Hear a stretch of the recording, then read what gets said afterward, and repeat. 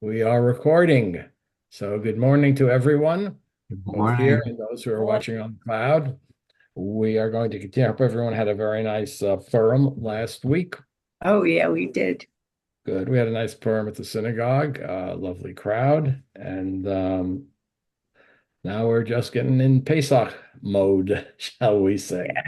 Okay, now since we didn't meet last week, maybe it's just me, but I think a little review would be helpful to remind us as to where we are, because we are talking about a very serious and a common issue today, which is the burial of non-Jews in a Jewish cemetery.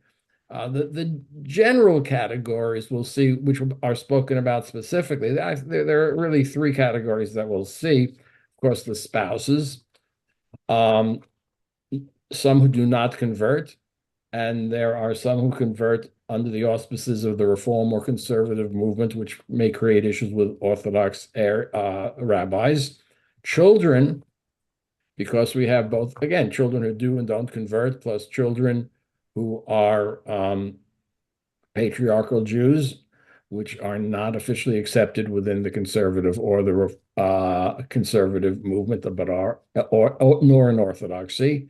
And then we'll have a third interesting category, of course, about what about non-Jewish soldiers who die as members of the IDF? And there are those who do. So that also creates a problem in Israel. And we'll see that the Israeli government and the IDF have to deal with that as well.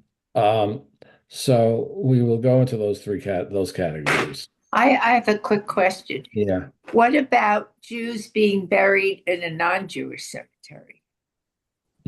Uh, uh, um, let's put it this way. Not our concern here, right? Oh, In a sense that um it's not a question that I'm going to bring up. If a Jew wants to be buried in a non-Jewish cemetery, and well, are we assuming someone asks their rabbi, or are we assuming that they just go ahead and do it because the United States ah, can do anything you want, right? Is it appropriate for you to be buried in a non-Jewish cemetery? We could argue, yeah, no, that's not necessarily appropriate, but frankly, that does come up. I don't think too many people in that situation ask their rabbi about it. I could be wrong, but let's deal directly with these issues of yeah, I the was just curious. yeah. No, I Okay, understand.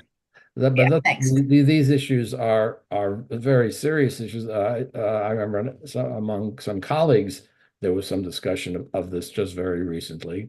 But let's at least Yeah, try to see where we go with that and with those issues which are really in front of us today. Okay, okay, thanks. Well, sure. Rabbi, you've got the Yeah, same thing as the reverse, because you've got the mixed couples. They want to be buried right. together. So That of if they course get they do. buried in a Jewish cemetery, then they might go to a non-Jewish cemetery, the They Jew. might, Mhm. but in those cases, if the rabbi says no, we can't bury the non-Jew in the Jewish cemetery, they're not going to ask the rabbi's permission to be buried in the non-Jewish No, cemetery. they're not going to ask the rabbi, but they might. That's what might happen. So, Sure, or non-sectarian cemetery, as Mhm. we have here in Fairlawn, right? Oh. On Maple, there's Oh, yeah. that non-sectarian burial area, right? Memorial Park, I think they call it, because it's one of those. Oh. And that large one, there's that very large one on Century Road. Oh, I don't know Yeah, if it's Paramus Road to Century Road. Yeah, yeah, Paramus and Century. right. So it's huge. Um, it's a memorial. It's a type of cemetery where they don't allow headstones or footstones, any stone above the ground, right? All the stones are right on the ground, and you look at it and you can see right across it. But that's a non-denominational cemetery. And by the way, Yeah, but the cemetery in Woodbridge, that Israel mhm, down there, oh, that's where our family is. And years ago, they banned all the stones. They were all flat. In our Yeah, area, they're all yeah, flat. yeah. That's not an uncommon. You know, it gets away from, gee, now that I'm dead, I'm going to show how big and great I am. I'm going to put up a stone bigger than my stone is bigger than your stone, or I'm going to spend a lot of money unnecessarily, some people would feel. So some people feel that that's a more dignified and appropriate way, and it's consistent with some of the generalized views about death and burial in Judaism, which that we're all the same in death. That's why we all should have the same casket, right? We all have the same rituals, so that we shouldn't have, you've seen the different types of stones that they have in some cemeteries, and really some people just go, shall we say, I think a little extravagantly into making those stones. Okay, so let's just review quickly some of the texts that we have seen. You remember we actually began with a text from whoops, where is it? There it is. From is it is it there? No. Is it? I'm Yeah, sorry. it's clear. It's there. It's not on my screen. Why is it not on my screen? It's on your screen, but not mine. So I'm gonna have to start. I'm gonna start that all over again. Sorry. We began with that first. There we go. I got it here. Oh, I know what's going on here. Just one second. There we go. Okay, of an Orthodox rabbi, and now remember when he pointed at Rabbi Barmash, who wrote the anthology where this was included, when he was asked if he could bury someone who was converted by a non-Orthodox rabbi, now he could have said, no, goodbye, didn't convert, we're done.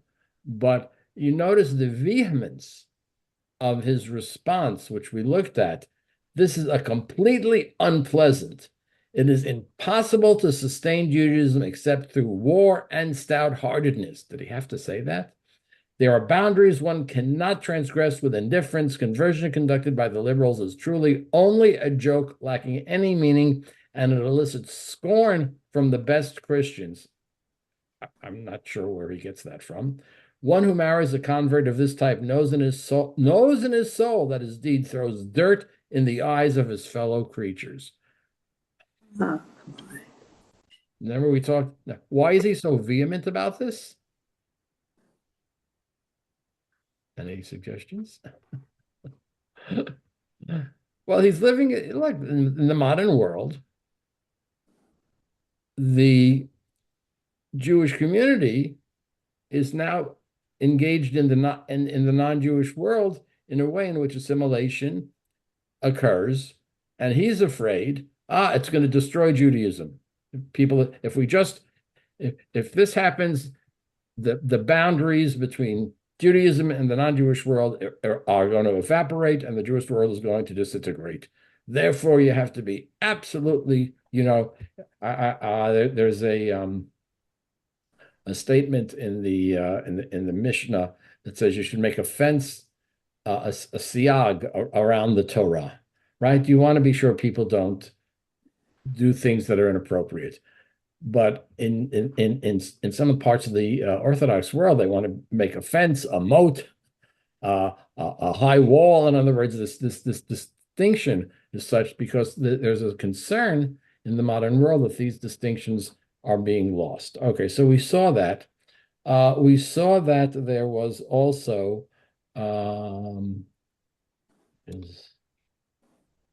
no, that's not it. Sorry, only the right text.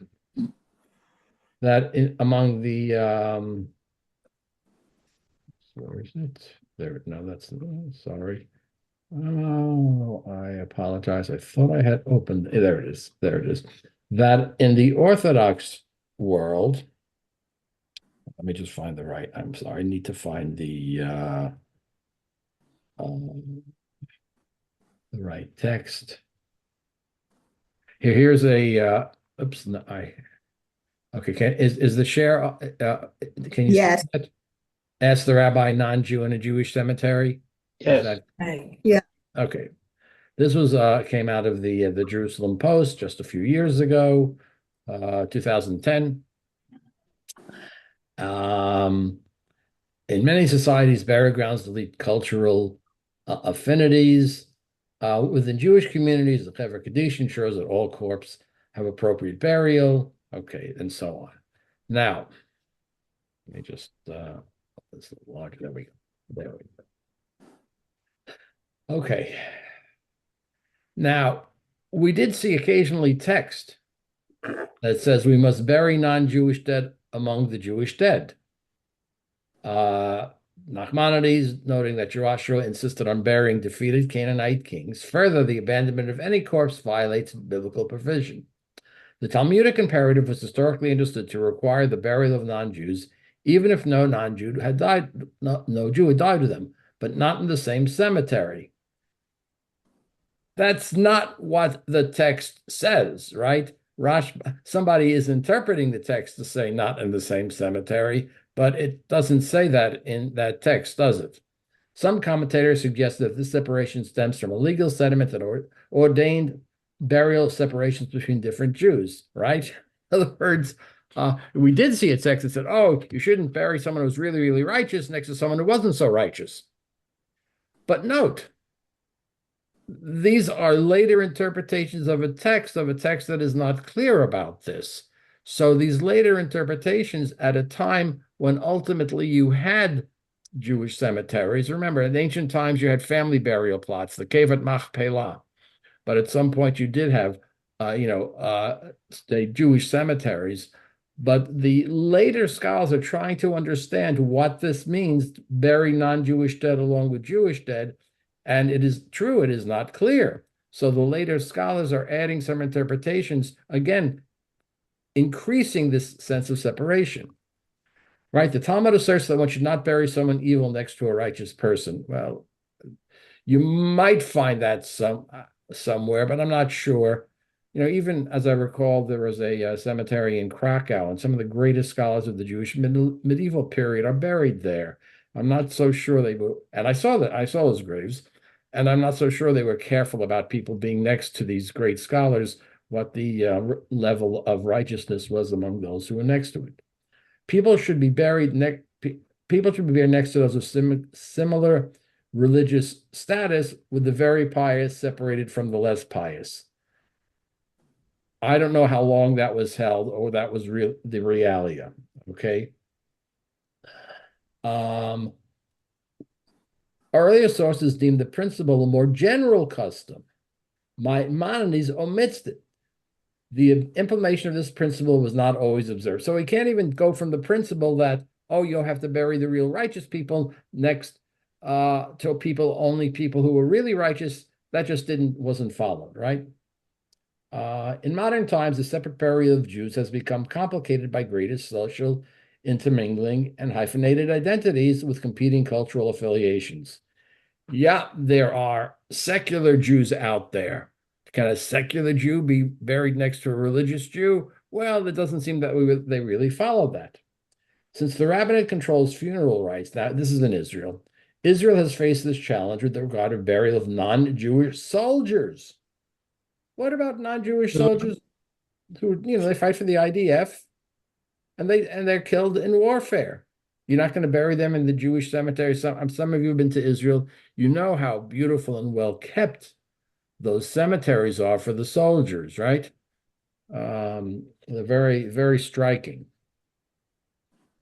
With some controversies, subtle special separations are sometimes created, with non-Jewish graves on cemetery outskirts or separated from their neighbors by decorative bushes.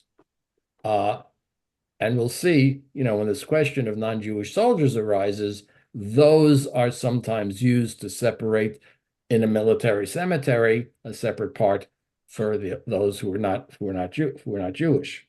Okay. Has suggested this practice might not be necessary in military cemeteries built to bury comrades at arms without distinction. Yeah, there's some real questions about both in the religious and the non-religious world in Israel. We'll take a look at that a little bit further. While the Reform movement allowed for interfaith interment in the early 20th century, it's not a question for them. The American conservative movement, now here we're going to look at this in great detail, authorized the establishment of separate sections within the Jewish cemetery for interfaith couples, right? What should we do in a cemetery that is owned by a conservative synagogue? Remember, let's assume that we're talking primarily about cemeteries that are owned by synagogues. Commercial cemeteries might have different rules, which I'll get into at a later point. Orthodoxy, with its unwavering opposition to intermarriage, has maintained that intermarried Jews should be buried separately. Separately. Non-Jewish spouses or offspring are not permitted burial within the Jewish cemetery. Now he's quoting a Melamed Lahowiel that was written by and sometimes, some ways could argue, somewhat liberal Orthodox Rabbi David Zvi Hoffman in Germany. Again, modern Orthodoxy.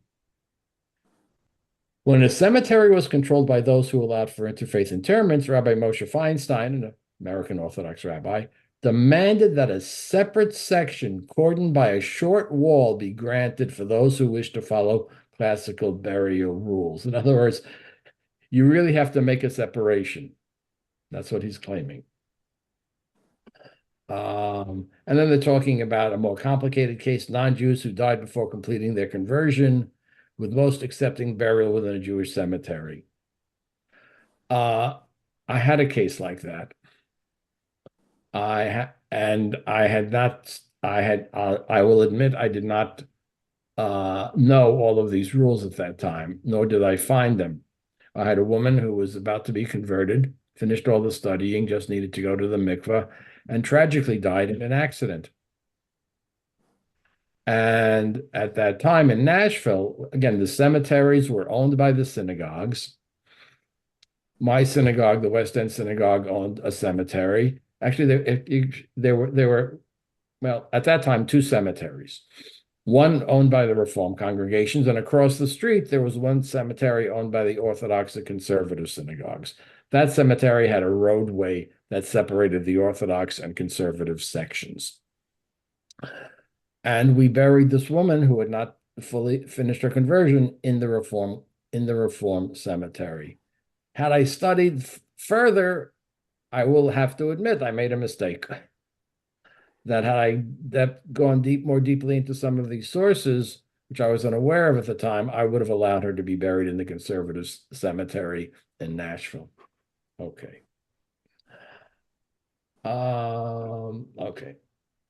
Rulings highlight the complex sociological dynamic of cemeteries, right? Symbolically marking how Jews remain both united and divided even in death, right? This is a real problem.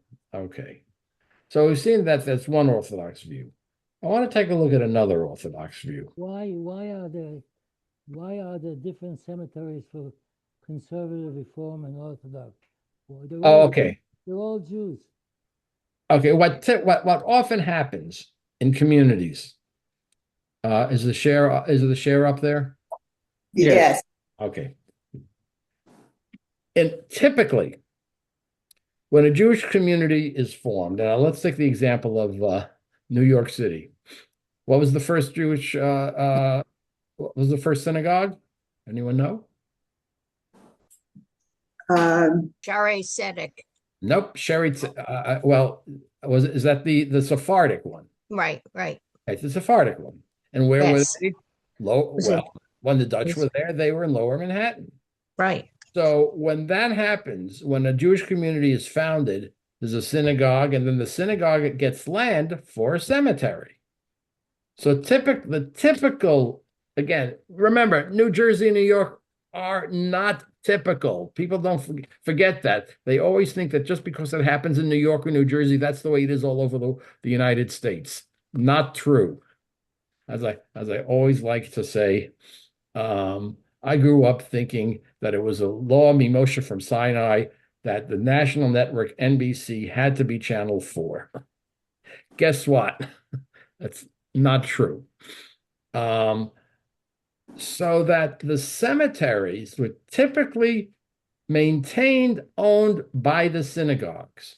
So in Manhattan, you had the first Jewish the first synagogue, and they bought land for a cemetery. You know where that is? Anyone? Spanish and Portuguese Yeah, cemetery? where's their first cemetery? They have Isn't that three. on the Lower East Side? It's in Right. Chinatown. It's in Chinatown. Yeah. There's a little triangular patch of land in Chatham Square. If you're ever in Chatham Square in Chinatown, well, to one side, there's a little triangular gated area, which is the oldest Jewish cemetery in North America, because the cemetery was purchased and maintained by the synagogue. So why do we have different Orthodox, Reform, and conservative cemeteries? Because that's the way it often works. I will admit that there are places in the United States where there is one big Jewish cemetery, but typically divided into sections that are maintained by different synagogues. And of course, in Atlanta, I don't know if anybody take a tour of the big cemetery in Atlanta. Oh, it's a lot of fun. What can I say? There is a Jewish section. There's one huge cemetery. It even has a lamppost that has some bullet holes from the Civil War on it. And there's a Jewish section because in Atlanta, for whatever reason, they decided this was going to be the cemetery. And the Jewish communities at that time said, okay, well, give us a section. So they have a separate section for Jews.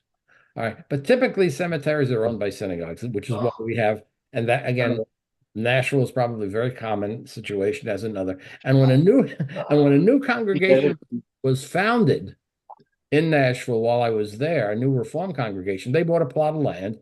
And on one side, they built their building. And the other side, they put a cemetery. So actually, there's a synagogue in Nashville that has a cemetery right next to it. By the way, that was the pattern for churches. Think of Trinity Church in New York. Where's the cemetery? Right. That's what they did in those days. Same thing with the one further up Broadway, whose name I forget. There's another old church in Manhattan. Okay. All right. This is an Orthodox rabbi.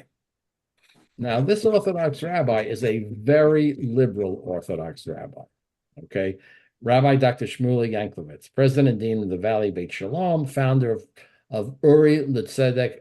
You may or not recall, but we've seen that organization before. But he is a well-known, influential Jew, but very much on the liberal edge of Orthodoxy. And it is fascinating to see where he goes in terms of cemeteries. As he says, it appears clear from the Talmud that we are indeed to bury Gentiles along with Jews. Remember that Talmudic text doesn't say anything. Are there divisions between the graves? Is there a hedge? Is there 6 feet? It doesn't say anything about them. Throughout history, many have argued that Gentiles may not be buried in Jewish cemeteries. It was traditionally considered quite important to develop local Jewish cemeteries. That's what developed historically. Okay. However, he points out there's no halacha that actually forbids it. Both the Talmud and the Shulchan Aruch state that it is only prohibited to bury a wicked person next to a righteous one. Now, probably because at their time they could not imagine the idea of a non-Jew being buried in. It was sort of an accepted conclusion. There is indeed a prohibition stemming from the revelation. Again, halacha l'Moshe Sinai. We looked at this last time. Okay. While one of the traditional scholars rules that a Gentile should not be buried next to a Jew in general, in some case, it is indeed the correct thing to do. He maintains that a Jew and a Gentile are murdered together. They should be buried together in the same courtyard because we should follow the ways of peace. Imagine if we had remains of people who were killed on 9/11, right? These sources would say that you should bury obviously people would bury them in their own individual family plots wherever they happen to be, but these traditional sources might argue that if there were, and unfortunately, as we know, most of the people who died, their bodies were incinerated, could be buried together. Okay, arguing that non-Jews could be buried with some fencing is an easy halakhic solution that many have adopted, right? But there were some other questions, and here's another issue. What about the Russian Israeli? But lives in Israel, serves in the army, views himself as Jewish, dies in battle. Of course, what about the Russian Israeli who has a non-Jewish wife? Common, by the way, not unheard of in all of those Russian immigrants, right? A Jewish educated permits burying Gentiles in Orthodox cemetery, the chief rabbi of Moscow. Okay, we saw that. Now we have problems in America. While some who are in the process of conversion, okay, that's fine. But what about those who are non-Jews who are part of the Jewish families? And his argument is that look at all, and this is not an uncommon situation where a non-Jewish spouse is raising their children as Jewish, right? There are some very prominent members of the Fair Lawn, New Jersey community who are Jew married to a non-Jew. Some even served on the council of Fair Lawn, without naming names, and are raising their children as Jewish, but they themselves did not convert. So, could they be buried in a Jewish cemetery? That's the question he's asking. In some cases, we need to be sensitive and create a unique mixed section. By the way, this is an Orthodox rabbi who's saying this, but more ideally would be to simply have one cemetery, mostly for Jews, but with some exceptions when needed. That is a very liberal ruling from an Orthodox rabbi, okay? So now let's take a closer look at two things. One, list about in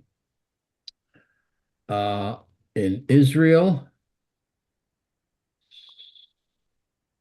I'm just trying to see which one that is.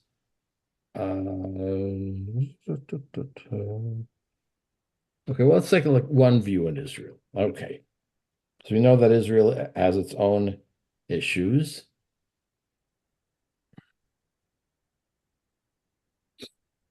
Okay, this is up there. Yes. Okay. We've seen Rabbi David Golinkin before. Rabbi David Golinkin is a conservative rabbi, the head of the well, he's retired now, but he was the head of the school in Israel for the conservative what's called Masorti. And he's asked the question: the burial of non-Jews in a Jewish cemetery. A cemetery is being established with two sections. One section will belong to the Masorti movement, that's the conservative movement, while the other will belong to a secular group in which intermarried Jews will be buried together with their spouses. This is in Israel. How should the two parts of the cemetery? The person who's asking the question is accepting the idea that there should be two sections. Only Jews and non-Jews.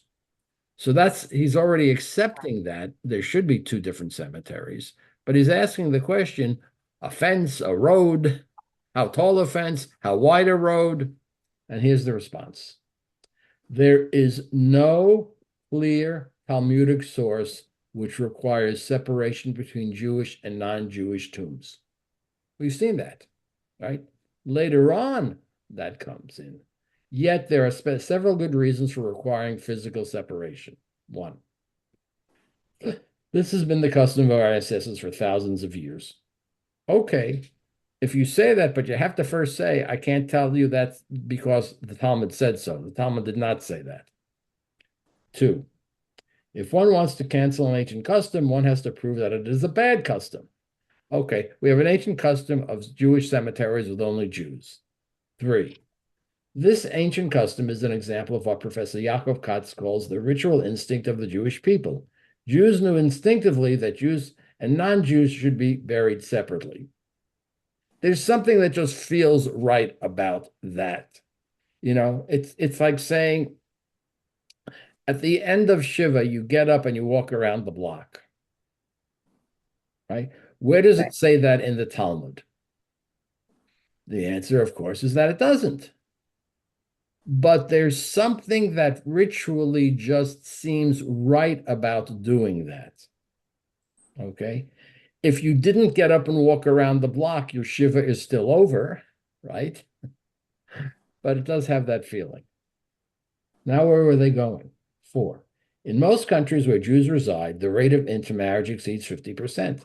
We must maintain a physical partition between the sections in order to emphasize that intermarriage endanger our future, and we are strongly opposed to this phenomenon.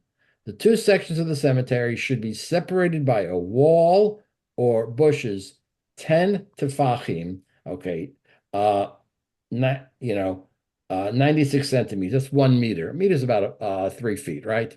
A 3-foot high wall, or alternative by a patch or a road or sidewalk, 4 amot, 2 1/3 meter. That's 3, 6, about 8 feet wide. 8 feet wide. So notice how they're arguing. We really can't argue from the sources. But this is a real custom that we have. And we should maintain it because we can't seem to find a reason not to get rid of it. Should we say, let's forget Jewish cemeteries, bury anyone, anywhere? No. Having Jewish cemeteries is a strong sense. You think of those old the communities in Europe that were destroyed during the Holocaust. In many of those towns, there was a Jewish cemetery. Some of them, thank God, are still being maintained, or the government, the one in Patzoff, for example, is being maintained. Some of them are just are gone.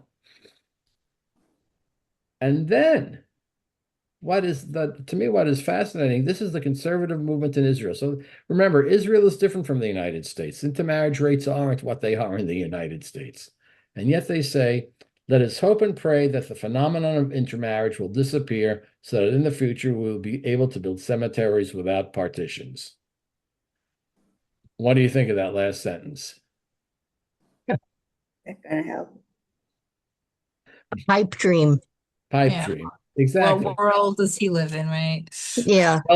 Well, this to me is one of the many indications we have, and of course we can talk about more of them, how Israeli Jews and American Jews sometimes live in separate worlds.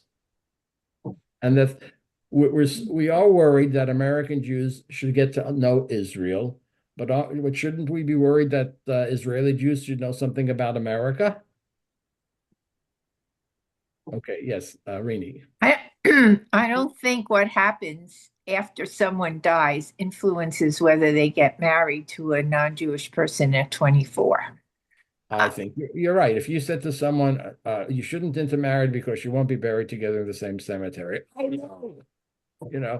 What's someone going to say? No, I mean, again, it's an indication of this lack of understanding. I mean, it's a whole separate issue. Some people have said there should be sort of a reverse birthright Israel, where Israelis come to the United States and learn something about the Jewish community in the United States, so they don't come here and sort of have a lack of understanding of how the world works in the diaspora. I also have a problem with different sections for different kinds of Jews. I really take exception to that. We have a wonderful farm here, as you know, Leave Turkey Farm. And in the fall, a lot of Hasidim come from Brooklyn and Lakewood and, buy vegetables and all this stuff. And they look down their noses on other Jews. And I'm just as good a Jew as anybody else, maybe better, because I don't cheat in business or do nasty things. And so I think when it extends even to death, that's even worse. I really have a problem with that. Yeah, well, let's be careful. Let's condemn all Jews who are not honest in business. Let's be sure that we know that there are many secular Jews. Right. Okay. Right. Some of whom have gone to jail for what they've done. You're right. But let's be clear. You are correct in that this question of, you notice how we're sometimes not even talking about cemeteries and death here, right? Notice how in these discussions, starting with that first one that was in Rabbi Barmash's books, really go on to larger questions, which, by the way, are real questions. Assimilation is a real question. But the vehemence that we see in some of these, and this was kind of surprising to me, to tell you the truth, which, as I said, I think it really showed how, okay, this is Israel, you don't have a big intermarriage problem in Israel. You don't. Yes, it occurs, but it's on a significantly smaller level, right? Significant. Rabbi, Yeah. intermarriage between different cultural Jews is a big Yeah. issue in it. I'm just Ashkenazi joking. It's nothing modern. to do with what Yeah. we're talking Yeah, about, yeah, right? yeah. But that, by the way, has broken down quite a bit nowadays, right? It used to be. More of By a the way, it melting pot. It's becoming more of a melting pot. happened in America, right? That a German Jew would marry a Polish Jew in America. In Nashville, there was a woman who wrote a book about it because in the 1930s and 40s, there was the temple, the German Jews, and there was the West End Synagogue with the Eastern European Jews. And the first time one person married from one and in the other, that was like, what? But that was in America too, because we know in America, our crowd, right? The German Jews did not talk about looking down on other Jews. How did the German Jews who came over in the 1840s think about the Eastern European Jews who came over in the 1880s to the 1920s? Not very highly. But again, notice how these are all getting interwoven with each other. Well, that's the question, Irene, as you point out. Do we make a separation? We have a while we cannot pin it on a Talmudic or biblical verse that there are Jewish cemeteries and only Jews are buried in Jewish cemeteries. We have a long tradition of that happening, right? But it's not just the Jewish cemetery, it's a separation within the cemetery in Dayton. I don't know if you remember, in Dayton there's a cemetery, and it has an Orthodox section, a Hasidic section, and then it has the other Jews. Mhm. And not that I want to be buried next to anybody in particular, but it's discriminatory. That makes me not as good a Jew as the Jews that are buried in the other section. And I object to that more than burying a non-Jew in a Jewish cemetery, especially if it's a spouse or a child. That's all. That's just my but my own.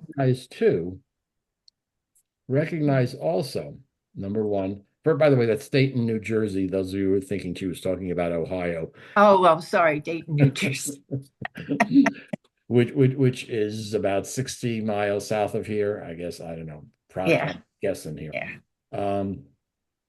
But it may be that Orthodox section is owned by a Hasidic synagogue, which only buries members of their congregation. Oh, okay. That is possible, and I wouldn't be surprised if that was the case.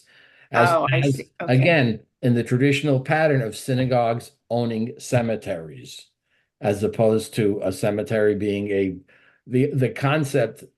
I mean, again, you talk to Jews who aren't from the New York City area, and the idea that a Jewish cemetery is a business for profit sounds crazy. Yeah. So that makes sense because one of my cousins is buried there, maybe, the husband and wife, and the family's from Brooklyn. So that makes a lot of sense that it's owned by the synagogue. Well, that section, there were That two members section, of the yeah. Fair Lawn Jewish Center who are buried there, who are obviously not Hasidim, but they were not buried in this section. I could see when I officiated the funerals that there was a clear section for that particular group, and there were other sections that existed. Okay. Oh, thanks. That makes me feel a little better. Okay. Okay, we're going to take a look at one other Israeli example, then we're going to go to look at some things that our movement here has said. Okay, by the way, here's that picture. So many of you recognize this. Military cemeteries in Israel look like this. First of all, notice how well it is maintained. People visit there all the time. Obviously, this is not a time, and people, you can see there's a little let me just make it a little larger there. Yeah, okay. You can see there's a space to light a candle. There's this little metal area. You see that in another cemetery. By the way, in that cemetery in Dayton, they also have little places to light candles by the and you can see how well maintained, because again, Israel is a country that really honors its war dead. Very much so. Very much so. Okay. So this is something recent. This is, well, 2 years ago. A new bill by the Israeli Knesset seeks to allow Jews and non-Jews to be buried alongside each other in military cemeteries. Okay. The issue, but there were now shows you again how the cemetery issue is reflective of the distinctions within the society. Many senior members of a Orthodox section oppose the bill, right? Oppose the bill on the grounds of Jewish law, as well as due to his belief that the Knesset should not rule on such matters, but without the involvement of the chief rabbinate. In other words, again, this is a classic example of who makes the decision. And in Israel, issues of personal status are made by the rabbinate. So the question is who gets buried next to whom a matter of personal status or not? And there's some debate about that, right? The chief of staff, Benny Gantz, who is, by the way, nowadays a major political figure in Israel, reported was to place a flag on a most recent fallen soldier's grave, but because the most recent soldier was not Jewish and was buried in a separate plot from the Jewish soldiers, he placed the flag on a Jewish soldier's grave instead. Gantz apologized for his action during the traditional event on Mount Herzl. Mount Herzl is where the major Jewish military cemetery is. Actually, it's where Herzl and all the prime ministers, the major Jews, are buried. Mourning is equally different among Jews as it is of non-Jews. It is not necessary to add to the family's grief through the alienation grounded in an ugly discrimination of blood, which also contradicts basic democratic principles, right? The fact that the fallen soldier was not Jewish did not hinder the state from asking him to sacrifice, and upon his death, cast him beyond the fence and refuses to pay him his final respects. The IDF apologized and promised to include all portions of the cemetery in the future. But, so here again is the Orthodox who are opposing the bill, right? There are non-Jews. First of all, there are Israelis, there are Druze. Druze is a sect of Islam, but they fight in the IDF. And occasionally other people, Israeli citizens of other religions do. Okay. So there is this real continuing debate, but yes, they have, and there have been heroes of the IDF who have been non-Jewish, and this debate has maintained. But you notice what they're doing, that they basically put them in, like, I don't know, maybe behind this fence or behind this row of bushes. So that's still an issue in Israel. Okay, so finally the text that I want to take a look at. Here.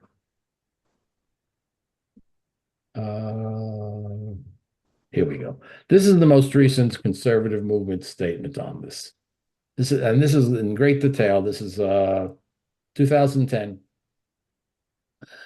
The burial of non-Jewish spouse and children by 2 rabbis, Rabbi Castle Abelson, Lowell Weiss. Approved, 10 in favor, 1 opposed, 3 abstaining. So what does that tell you already? It tells you that this was approved.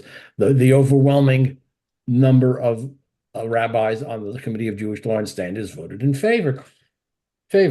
Okay, and notice, Rabbi Barmash has sensitized us to say, when someone's asking a question of Jewish law, take a look at what other stuff they put in there, just as we looked at that conclusion from that Orthodox rabbi in the first teshuvah. Note that in this teshuvah from the Committee of Jewish Law and Standards, the first thing they put in is a Talmudic statement: we bury non-Jewish dead and comfort their mourners so that we follow the ways of peace. Didn't have to be there, right? But this is obviously telling us something about which way they're going, and they wanted to put that first. And I think there's also, as we'll see, there's this larger question, not only about the society,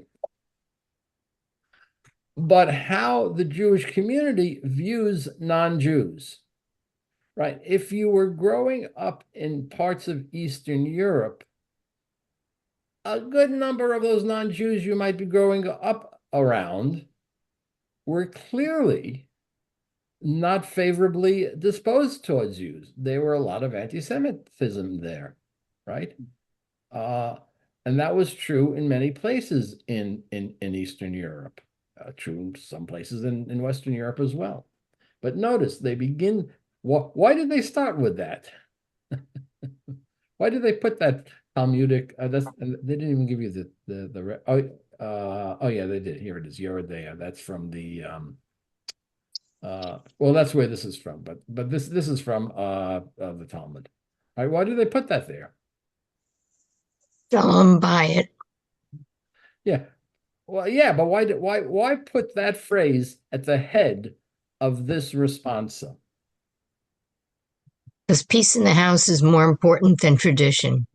Well, they're going to be arguing. Yeah, they're going to be arguing, we're weighing some things here, right?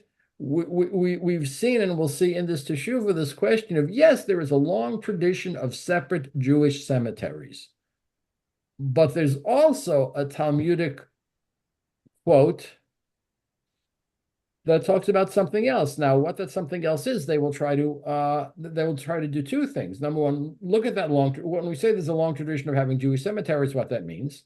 And also, what does it mean to say darchei shalom, ways of peace? We're doing this because we're afraid not to? Are we doing it because we don't care about the traditions of the past? Why are we doing it? Why did they do this? What does it mean we're doing it because of darchei shalom? They're gonna go into that, okay? But I think it's significant by the fact that they're starting there. That already tells you that they are probably going to be less than strict about saying that non-Jews cannot be buried in Jewish cemeteries, right? Why start there? It almost tells you they can part of where they're going before they even start. Okay, so here's the she'ela, the question, the official question. May a non-Jewish spouse or children of an interfaith marriage, now when they're talking about children of interfaith marriage, they're naturally talking about patriarchal Jews, because matriarchal Jews are Jews, whether or not they follow, and I'm sure I'm not the only one who can easily point to families in which is the matriarchal Jews, but the kids are not brought up as Jews, right?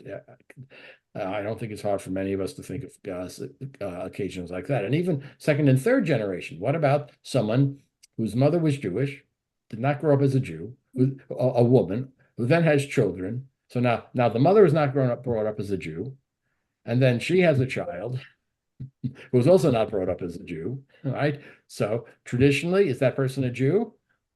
The answer is yes. Even if they're a practicing Christian? Well, that gets more complicated. All right. May a non-Jewish spouse or children? If so, what kind of cemetery should it be, and who should officiate at the ceremony? Can a rabbi officiate at a non-Jew funeral? Okay. The questions are being asked more and more frequently by our colleagues. The growing concern about these questions reflects the growing number of interfaith marriages in our conservative community. Hello. Yes. Hello? Oh, hi, Gary. In biblical times, here's where they're going to try to go back. And again, they're trying to, what sources do we really have about what went on in ancient times? And they're going to try to find out. Jewish cemetery in antiquity. Burial took place in an area owned by the deceased and reserved for members of the family, the cave of Machpelah. Jacob made his son Joseph swear to bring his body to the land of Canaan so that Jacob could be buried with his fathers, right? I don't want to be buried in Egypt. Okay. Joseph also made his brothers swear that he would take him home to go out to the promised land, right? You remember Moses, when he leads the Israelites after the first Passover, they make sure they get the bones of Joseph, and they take the bones of Joseph in a casket with them. Okay, though family burial places were the rule in biblical times, there is reference to the graves of the common people in the brook of Kidron in Jerusalem. Okay. After this period, the history of the development of Jewish communal cemeteries is obscure. Well, what if you died in the, say, 2nd century Common Era? In the Talmud, the only requirement is that a person owns the property where the burial takes place. The Jewish communal cemeteries did develop at some point from private family cemeteries. Community cemeteries may, now look, they're not even sure, we're not even sure, may have started in the Babylonian exile because the landscape was essentially flat and there were few caves, right? Think of Babylonia. Why did they build the ziggurats, the big pyramids? Because everything was flat and you had this big pyramid where you could worship.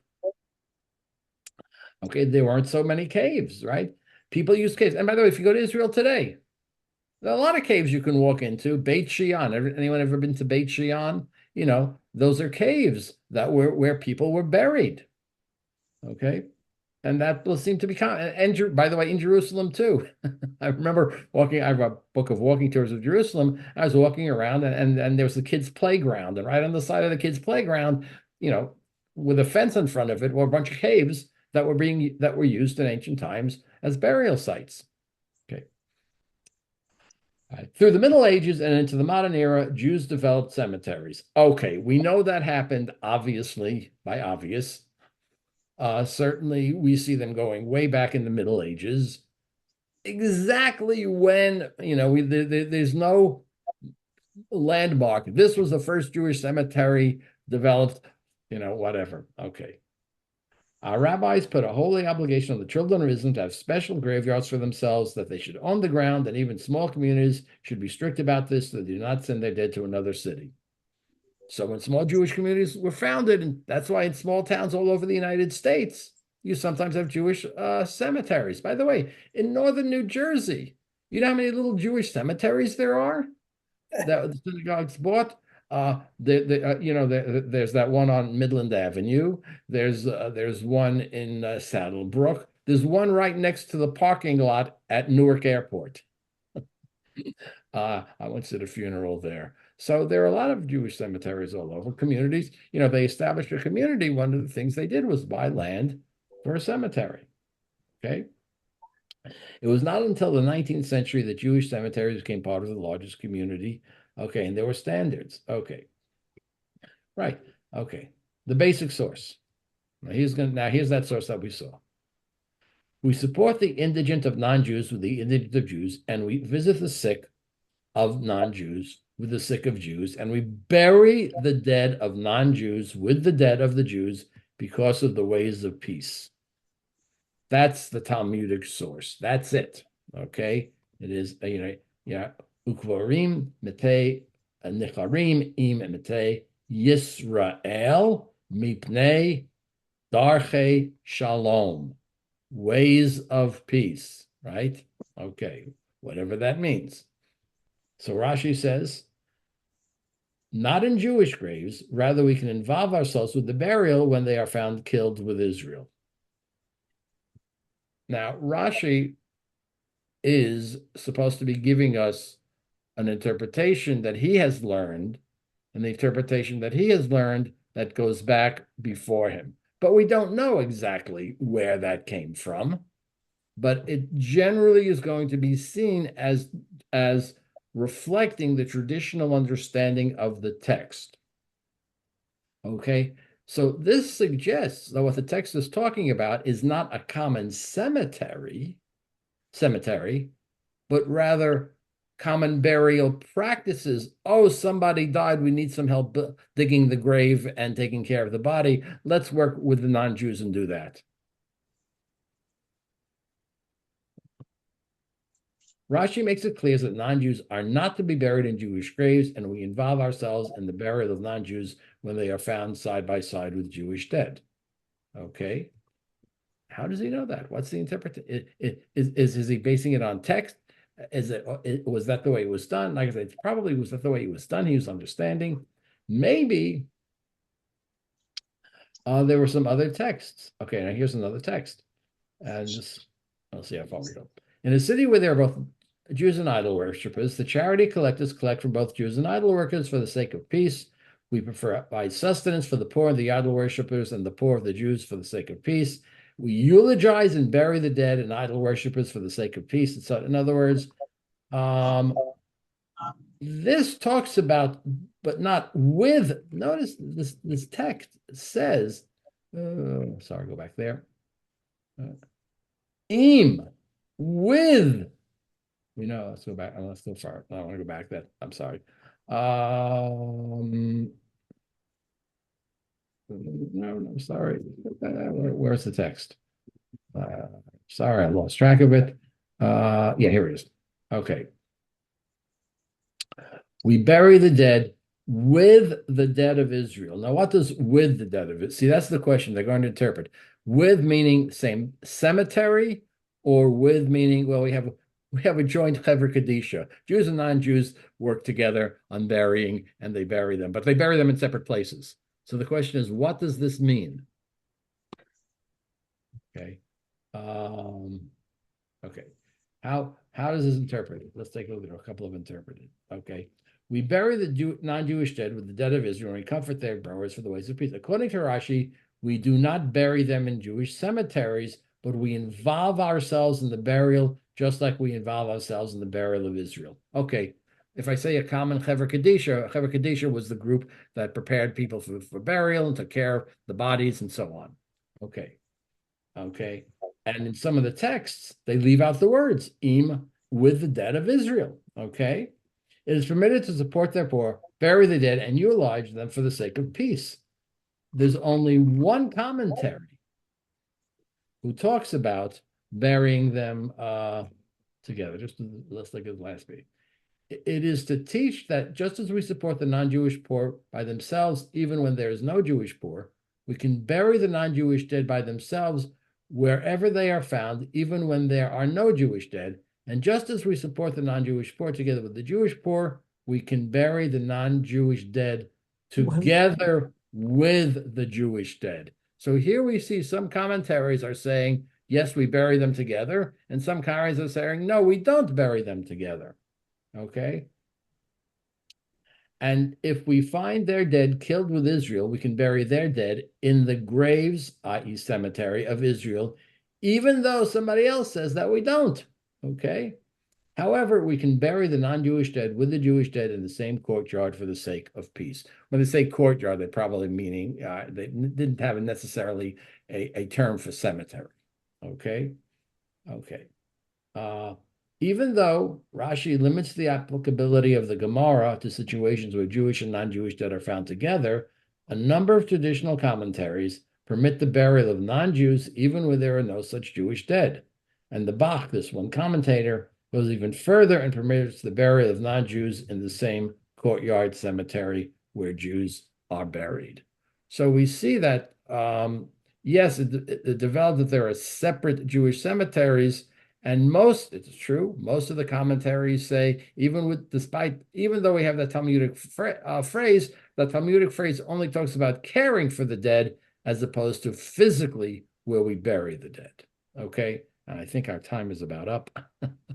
So we're going to have to leave that and take a look at the conservative movement and how the conservative movement relates to that. Okay, any comments or questions before we end? Rabbi, can you hear me? Yeah, Jack, we can hear you. Yes. I finally got somebody who knows how to connect into your program at the right way. So I'm here. Good to see you. Okay. Did you have a question? No, I was just. Well, again, welcome. Good to see you. Tammy, how you doing, Jack? Thank you. Tammy, you had a question. Yes. The fact is, you have to understand that maybe the non-Jewish person doesn't want to be buried in the Jewish cemetery. That's number one. And number two, in America, we have this intermarriage issue, and you can't get away from it. And putting so many obstacles in front of intermarried couples is negative. We want to welcome these people and encourage them to join the Jewish community, and putting so many obstacles in front of them is not a good thing. Okay, so we're seeing, and let me just summarize, we've seen several different viewpoints here. Clearly, the Talmudic text talks about with the dead of Israel. And there are those who say that means physically with them. And there are those who say, well, I don't like that phrase. I'm leaving it out because we know that in our days, there's a long tradition of separate Jewish cemeteries. That type of discussion has taken place before intermarriage was an issue, right? But Right. now with intermarriage as an issue, we've seen several different ways of looking at it and certain other issues with non-Jews.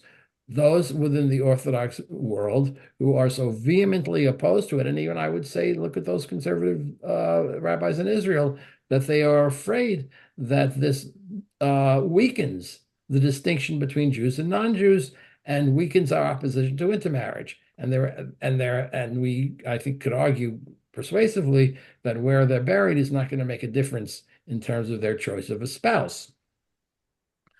But in the traditional viewpoint, and the conservative movement is going to have to say, how do we weigh this tradition, which clearly exists of a separate Jewish cemetery, which may or may not be solidly based on Talmudic material?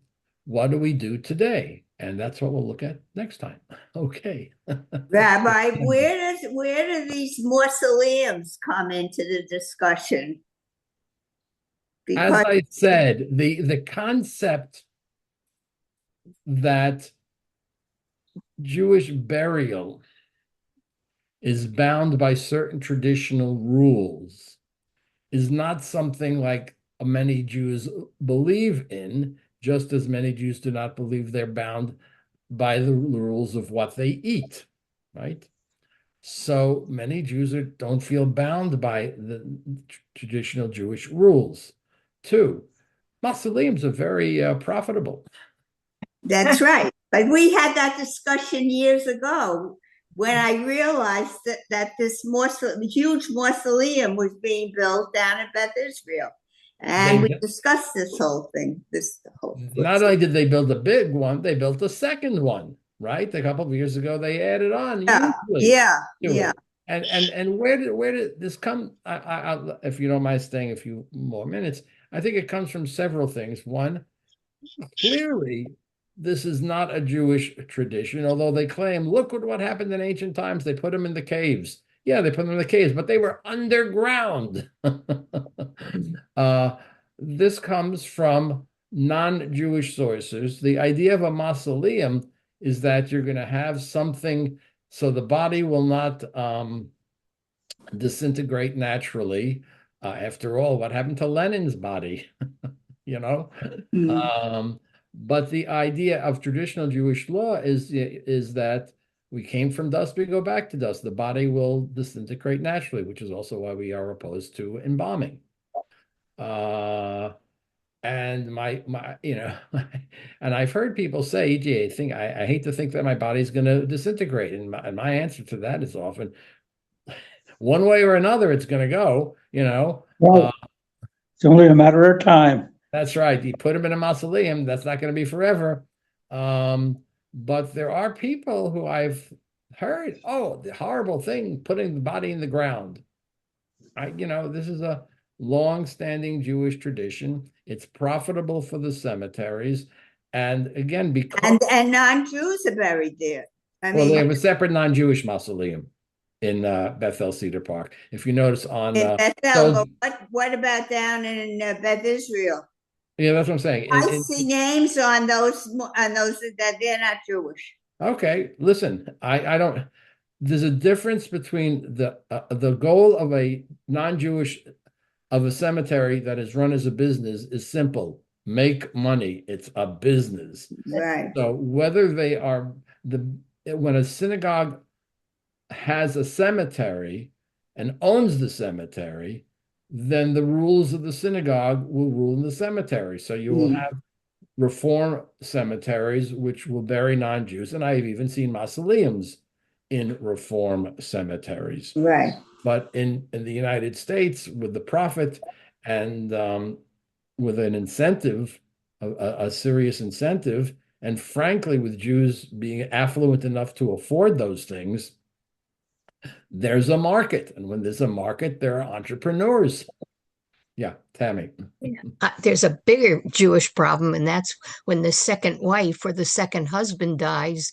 Where do you put them? Because we've had a situation where a second wife died and the guy was buried with his first wife, and there was no place for the second wife. Not only that, after the resurrection of the dead, who's going to live together? Think about that one. By the way, Oh, that question Rabbi, was that raised. opens up a whole nother can of worms. Yeah, but Never that thought question, about that. that question was raised in the Middle Ages, and they came up with a very good answer. God will And figure it out. But yeah, again, when the whole death industry is seen as a profit generating industry, all sorts of things change. And if you've never read The American Way of Death by Jessica Midfid, which was written many, many years ago, but that was the book that caused the reform. For example, why at a funeral home do you have an itemized list? There was a time when funeral homes would say, okay, that's $5,000. Please give me the check. Well, what's that for? The idea that the funeral home had to say, okay, this is for the hearse, this is for the room, this is for the professional services, this is for that. That's again, as I've said over again and over again, when the cemeteries are owned by the synagogues, things are a lot easier and more uniform. Yeah, I mean, I told you, I think in the Nashville, if you remember the West End Synagogue and you died, yeah, you had one choice. And the choice was what time was the funeral, and that choice was only made permanent after the rabbi was involved. And the second choice was the color of the casket, and it depended upon whether the funeral home had the light or the dark color one in stock, because it was the exact same casket for everyone. And everyone had a Chevra Kadisha place the body in shrouds. You didn't have a question. And everybody knew that. So it was like, unlike here, where the question of Jewish tradition is, it's a checklist with this funeral director, right? Yeah. I don't know, Rabbi. I really don't care what happens to my body after I die. I only care about, I mean, I'm dead, I'm dead. What do I know? But, well, we don't know there's that, but I only care more with the present life and whether we are remain in people's hearts. And I mean, Yeah. I think about my parents every day.